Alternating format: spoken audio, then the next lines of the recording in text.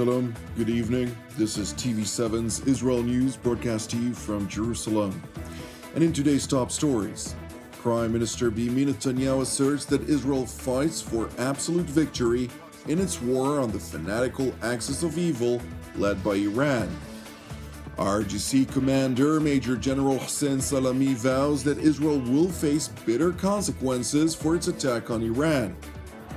Egyptian President Abdel Fattah al-Sisi announces a new initiative in an attempt to achieve a hostage release deal.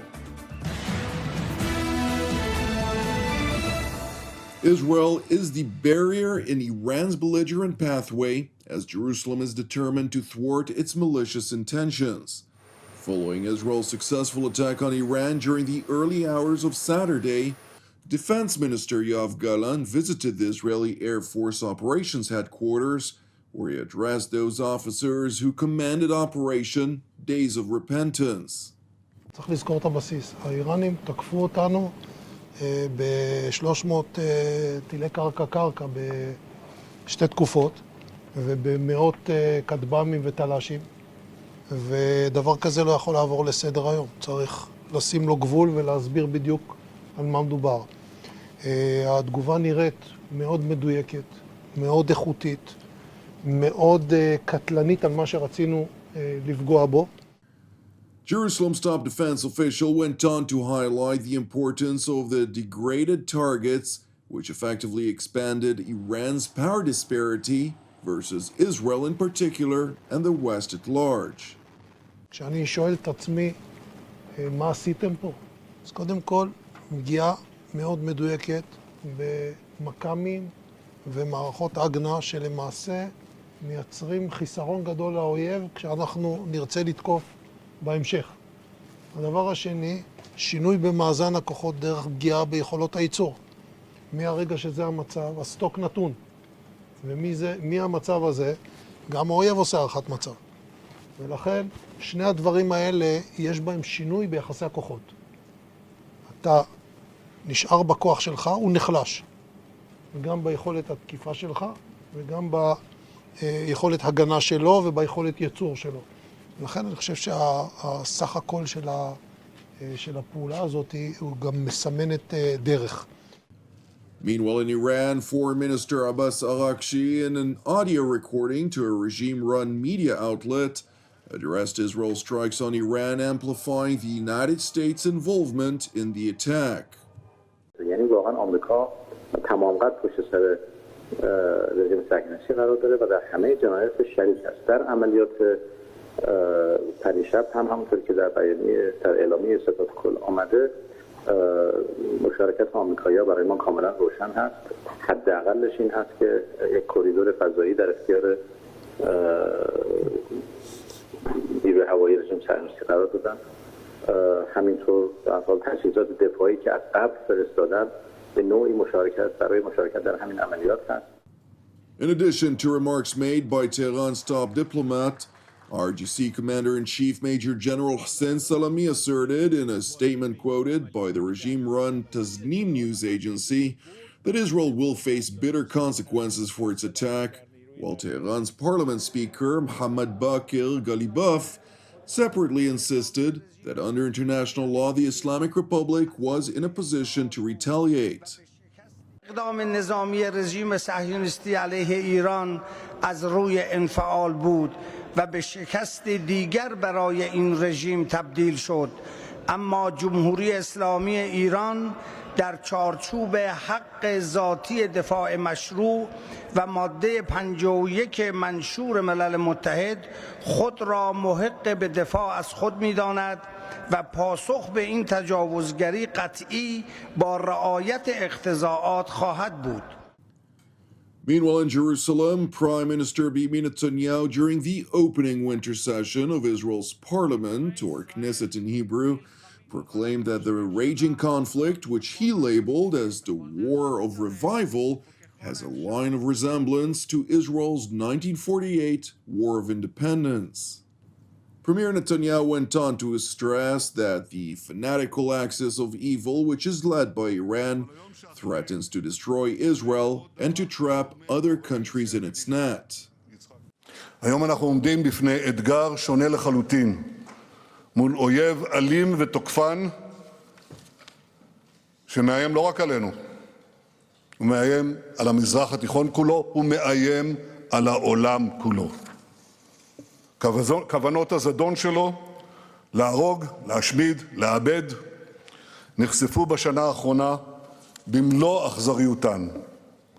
ציר הרשע הקנאי בהובלת איראן מאיים להשמיד את מדינתנו ומאיים ללכוד ברשתו מדינות נוספות. הוא שואף להשתלט בכוח הזרוע על אזורנו, ומכאן לאיים קודם כל על המערב. לא רק על המערב, קודם כל על המערב. איראן חותרת לפתח מאגר של פצצות גרעין שמכוונות להשמידנו, מצוידות בטילים ארוכי טווח, טילים בין יבשתיים שאיראן מתכוונת לפתח.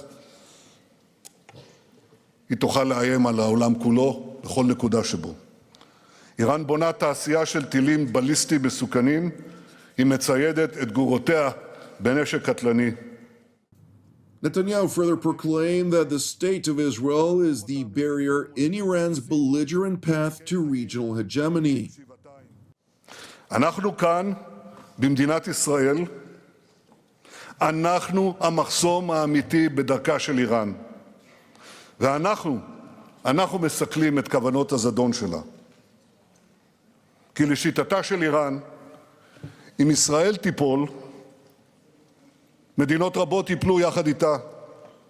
המזרח התיכון כולו ייפול לידיה. אבל אנחנו לא נופלים ואנחנו לא ניפול. אנחנו ננצח. והעולם כולו יהיה מקום טוב יותר, מקום בטוח יותר. הניצחון שלנו לא יהיה רק עבורנו, הוא יהיה עבור האנושות כולה.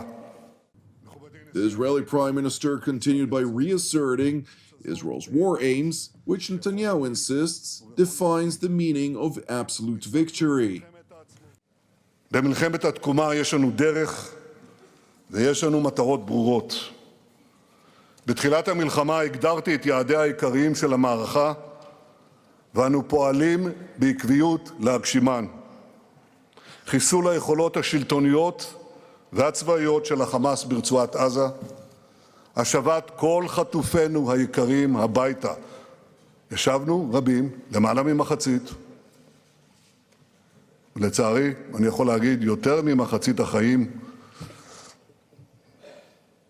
כי לא את כולם ישבנו, ואנחנו נשיב את כולם, החיים והחללים. לא נרפה, גם ברגעים אלה, בימים אלה, אנחנו מחפשים את הדרכים, אנחנו מפעילים את האמצעים, אנחנו נחזיר את כולם הביתה בלי יוצא מן הכלל.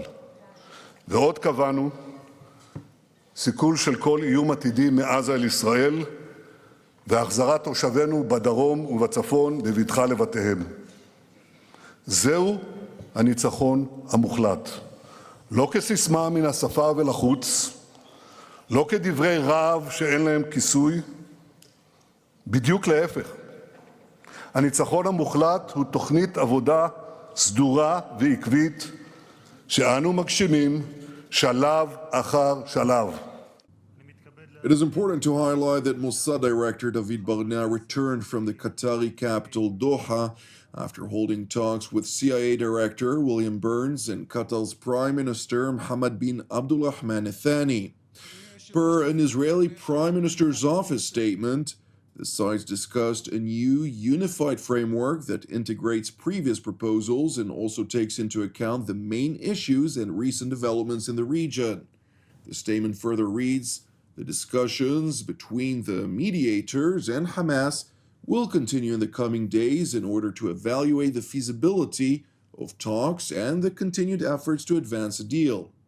It is important to know that while sources familiar with the talks have voiced some optimism about reinvigorating talks for a hostage release deal, Egyptian President Abdel Fattah al-Sisi recently announced a new initiative that includes a partial deal for a 2-day ceasefire in exchange for the release of a number of Israeli hostages. مصر خلال يعني الأيام القليلة الماضية قامت بجهد في إطلاق مبادرة تهدف إلى تحريك الموقف وإيقاف إطلاق النار لمدة يومين. يتم التبادل يعني 4 رهائن مع الأسرى، بعض الأسرى اللي موجودين في السجون الإسرائيلية، ثم خلال 10 أيام يتم التفاوض على استكمال الإجراءات في القطاع، ويبقى وصولا إلى إيقاف كامل لإطلاق النار وإدخال المساعدات اللي احنا بنقول إن أشقائنا في القطاع بيتعرضوا لحصار صعب جدا وتصل إلى حد المجاعة، مهم جدا إن احنا تدخل المساعدات في أسرع وقت ممكن. Thank you for watching TV7 Israel News. I would like to encourage you initially to pray for the peace of Jerusalem and salvation of Israel. Separately, if you're blessed by our productions such as TV7 Israel News, Deep Dive, Jerusalem Studio, and much more, which are all exclusively donation-based, please consider supporting our programs with a donation. You can do so via our website at www.tv7israelnews.com. I'm Jonathan Hessen, wishing you an Erev Mevorach, and God willing, we will see you during our next update. Until then, Shalom from Jerusalem.